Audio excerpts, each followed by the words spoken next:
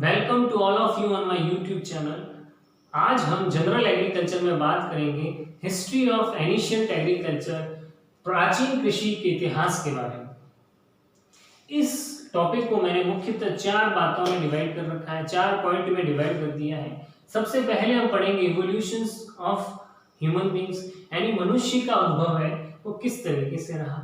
उसके बाद पढ़ेंगे हम डोमेस्टिकेशन ऑफ एनिमल, यानी किस तरीके से मनुष्य ने जानवरों को पालतू बनाया।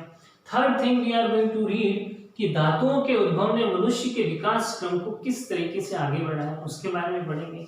और चौथी चीज है फसलों का उद्भव किस किस कालखंड में हुआ, उस कालखंड को याद किस तरीके से करना है वो हम सब पढ़ेंगे। और फिर पढ़ेंगे तीन चार नोट्स हैं which are important in our examinations, उसके बाद। तो चलिए शुरू करते हैं। सबसे पहले है मनुष्य का उद्भव। मनुष्य के उद्भव की जो जानकारी है वो मुख्यतः हमें साहित्य, जो पुराने साहित्य हैं उनसे प्राप्त की जा सकती है। जो औजार हैं, फोसिल्स हैं, जो पुरानी खोपड़ियां हैं, उनके अवशेषों से हम जानकारी प्राप्त करते हैं। जैसे सिंधु घाटी सभ्यता, हड़प्पा सभ्यता, तो इनके अवशेषों से हमें ज्ञात हुआ कि मनुष्य का कालखंड किस किस काल में रहा। तो सबसे पहली जो प्राथमिक कड़ी के रूप में माने गए वो थे ऑस्ट्रेलोपिथेकस।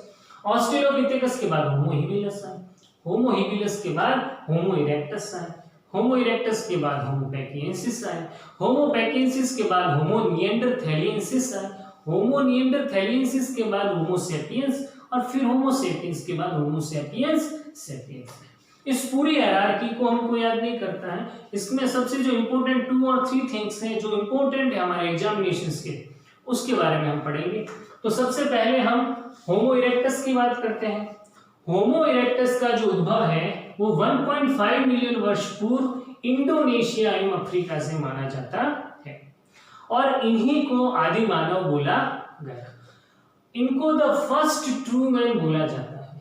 होमो इरेक्टस को होमो इरेक्टस इसलिए कहा जाता है क्योंकि जो इनकी स्पाइनल कॉर्ड थी वो सीधी थी, वो आसानी से सीधे होकर खड़े होकर गति कर सकती थी, इसलिए इन्हें होमो इरेक्टस बोला गया। होमो इरेक्टस के बाद 1.5 मिलियन से 0.5 मिलियन वर्ष पूर्व जो आए उन्हें बोला गया होमो इरेक्टस पैकियंसिस, जिन्होंने आग का प्रयोग किया था, यूज ऑफ फायर।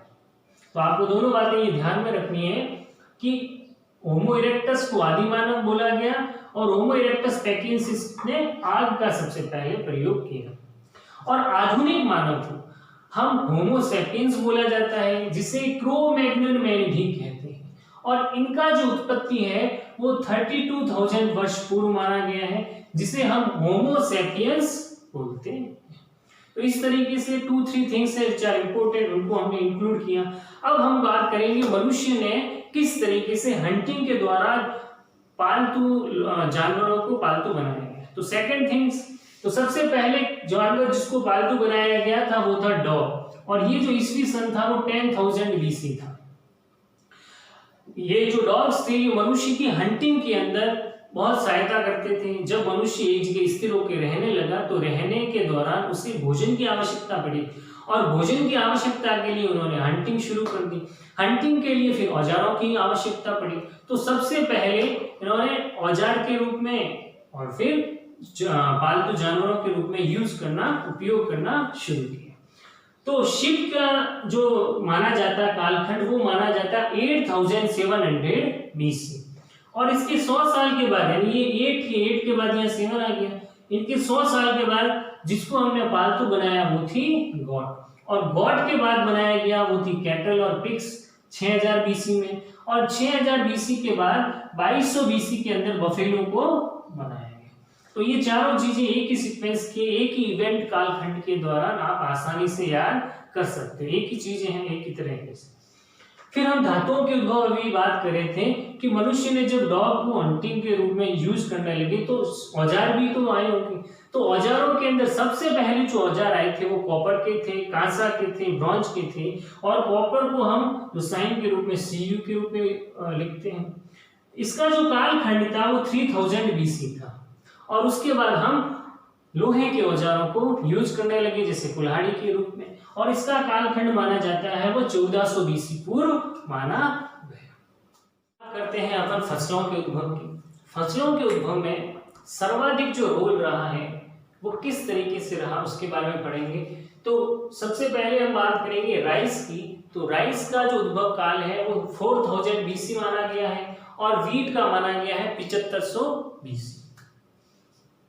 अब इस BC के कालखंड को हम किस तरीके से डिफरेंशिएशन करेंगे, उसकी क्लैरिटी को अपन समझ लेते हैं कि AD और BC किसे कहते हैं। BC जो जीसस क्राइस्ट था उनके जन्म के पूर्व को हम BC बोलते हैं, जन्म के पूर्व के कालखंड, और जन्म के बाद के कालखंड को AD बोला जाता है।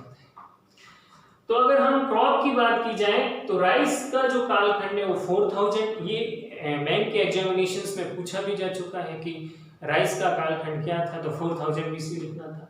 वीट का हमको ध्यान में रखना है 7500 BC है, और इसके अलावा ये और भी चीजें हैं इनको अपन को ध्यान में रखना है। ये इंपॉर्टेंट इतने नहीं है जितने कि वीट और राइस है। तो सबसे पहले हम बात करेंगे मक्का या मेज, और मेज का माना जाता है 4400 BC। मक्का के बाद आलू 3500 BC, उसके बाद 3200 BC के अंदर ब्लैक ग्राम, कॉटन और मस्टर्ड। तो इसको अल्फाबेटिकली मैंने ऑर्डर किया है BCM, B for black gram यानी चना, कॉटन यानी कपास और मस्टर्ड यानी सरसों। नेक्स्ट अपन बात करते हैं गन्ने। पुर्तगालियों ने सबसे पहले इसको उपयोग किया, गन्ने ने 15000 BC गन्ने का यूज किया। अब फसलों के उद्भव के अंदर मनुष्य ने, जो पुर्तगालिस थे भारत के अंदर, इसका बहुत बड़ा रोल रहा है कि पुर्तगालियों ने कौन कौन सी क्रॉप के अंदर महत्वपूर्ण रोल अदा किया भारत लाने में। तो सबसे पहले शकरकंद, टोमेटो यानी टमाटर, चिल्ली यानी मिर्च, पपाया यानी पपीता, टोबैको यानी तंबाकू और ग्राउंडनट यानी मूंगफली। तो इस तरीके से ये जो पोर्चुगीज थे, पुर्तगाली थे, क्या हुआ पुराने काल के अंदर यूरोप के अंदर मनुष्य, ये पुर्तगालीज निवास किया करते थे। इनका जो ये व्यापार था वो मुख्यतः स्थलीय मार्गों द्वारा हुआ करता था। स्थलीय मार्गों से द्वारा यूरोप भारत से जुड़ता था और ये व्यापार किया करते थे। लेकिन यूरोप के ऊपर क्या हुआ, अरबों का आक्रमण हो गया, और अरबों ने आक्रमण के दौरान जो ये स्थलीय मार्ग था वो बंद कर दिया। तभी वास्को डी गामा जलीय मार्गों से अलग अलग देशों की खोज करने निकले, और कोलंबस भी साथ में निकले। कोलंबस ने अमेरिका की खोज की और वास्को डी गामा कोचीन पे उतरे। तो सबसे पहले इनका आगमन काल था वो पोर्चुगीज का, वो कोचीन को अपना अड्डा बनाया और फिर पूरे के पूरे साउथ पार्ट था वहां पे अपना अधिकार क्षेत्र प्राप्त किया।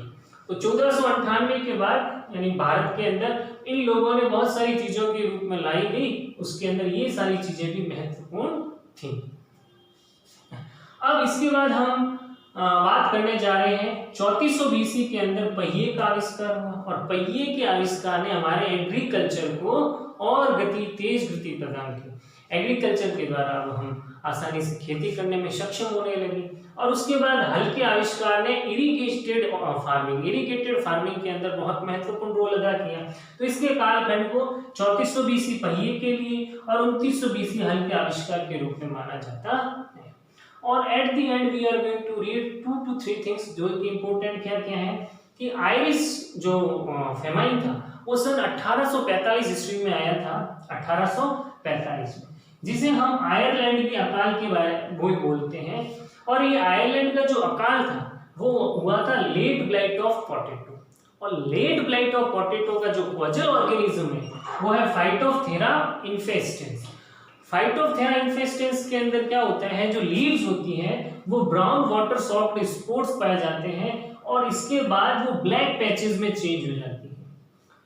तो ये जो मैन है ये आयरलैंड के अकाल का कारण रहा था लेट ब्लाइट ऑफ पोटैटो की वजह से। ठीक है, ये इंपॉर्टेंट, बहुत इंपॉर्टेंट क्वेश्चंस रहा है। ये मेनली लीव्स के ऊपर और फ्रूट्स के ऊपर यानी आलू के ऊपर रहता है।